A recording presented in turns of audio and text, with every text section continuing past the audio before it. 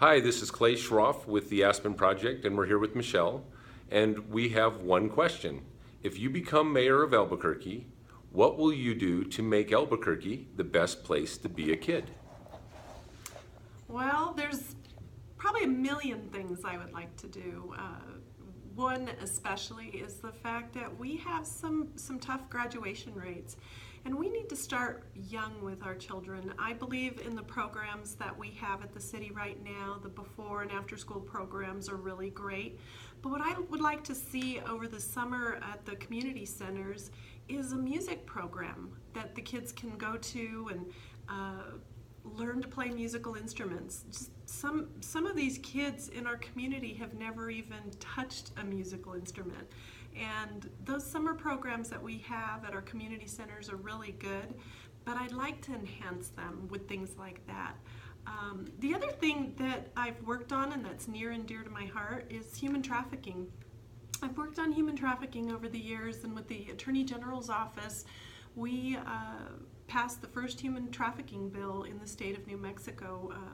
The first couple years that we were there, we worked on this issue very, very, very hard. And we did outreach and education across the state. But one of the things we started to discover is that our youth are so vulnerable and at risk in this area, because at any given time we have over 5,000 youth in the community that are on the streets, considered basically homeless or runaways. And youth are so vulnerable to human trafficking. The statistics show that they will trade sex for food, sex for a place to stay, and that to me is so heartbreaking. Being a police officer for 20 years here in this city and in this community, I've seen so many youth at risk, vulnerable to drug addiction, vulnerable to homelessness, vulnerable to poverty.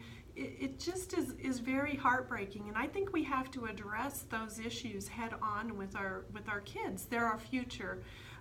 They're our future politicians. They're our future representatives, senators, mayors. They're our future caregivers. We have to guide our children carefully. So those are some of the things I want to do.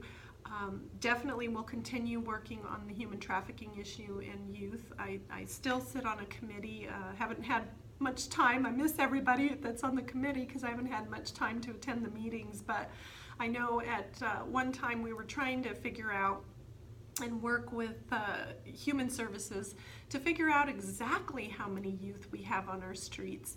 It's really important to find out the number because everything's data driven, and I think once we get a hard number of exactly, the percentages of youth that are on the streets, we can then go to the state legislature and legislate for more monies to deal with this issue.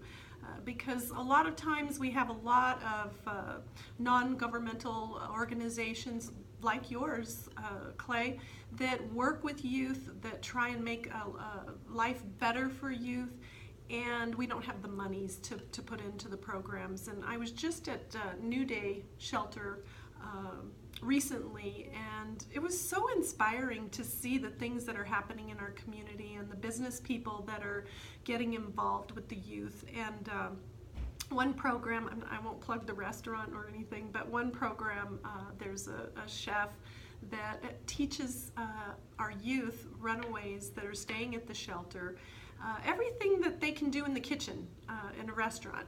How to cook, how to just be a line cook, how to cook recipes, what every pan is called. They have their own names for their specialties. And it was inspiring to see that someone in our community, a business owner in our community, was collaborating with our youth to try and get them on track so that they can get jobs. I want to talk about one other thing. Is we have some pretty horrific graduation rates, and they seem to be getting better, but a lot of these kids leave high school and never get a GED, never get a diploma, and it's really heartbreaking that occurs. And I think what I'd like to try and do is have a program in our multi-generational centers where these individuals could come to the multi-generational centers and obtain their GED.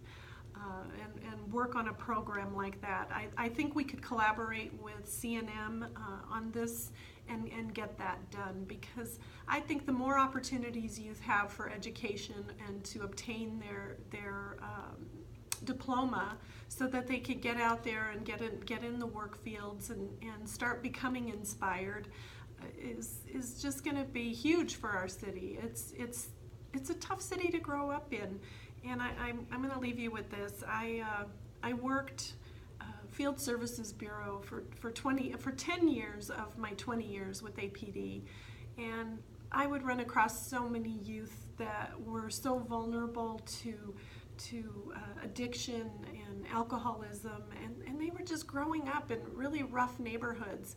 And I find it really sad to see that there just are not enough opportunities for our youth to maybe collaborate with the business community and early on maybe do internships where they can learn what their passion is, what their love is, what they want to do in life. Because I remember when I first discovered, after graduating from high school, what I wanted to do was become a police officer. And it inspired me and it guided me, and I took the steps that I needed to become a police officer. And I think so many times if you're not mentored, and I had a couple of mentors, which was really nice because I got to see what police work was all about. But if you're not mentored, you're lost. There's just that huge loss of what am I going to do now that I'm graduated, or what am I going to do now that I dropped out of school? What am I going to do with my life? And we have to collaborate with the business community. When I was with the Attorney General's office, we did internships with, I call them baby lawyers back then. They were going through law school. And it was so inspiring to see them work alongside a prosecutor and work alongside a water law attorney, and just learning their field and discovering what direction they were going to go with their law degree and what their passion would be. Because I think in life, if you're doing something that you, excuse me, I think in life, if you're doing something that you really love, you stick with it and you become more passionate about it. That's how we got that human trafficking bill passed. That's how I've stayed in law enforcement and public service for so many years, is I'm passionate about it. I see a problem and I want to take care of it and I want to work on it. And I think that's going to be a huge benefit for youth in our community because I stick to it. I don't let it go. But thanks for the good question, Clay. I think it's an excellent question because youth in our community are our future, and I'm definitely familiar with what's going on out there in the streets. And just looking back at my career in law enforcement, I went to so many calls that no parent wants to ever go to and see what's happening with our youth in our community, and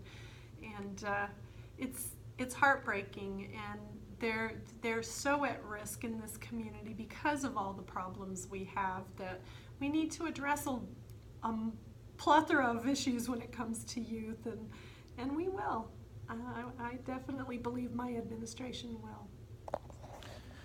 Well, this is Clay with the Aspen Project, and go out and vote October 3rd, vote for Michelle Garcia Holmes. And if you want to find out more information about me, you can go to Michelle, #4, mayor.org. Thank you. Thanks, Michelle.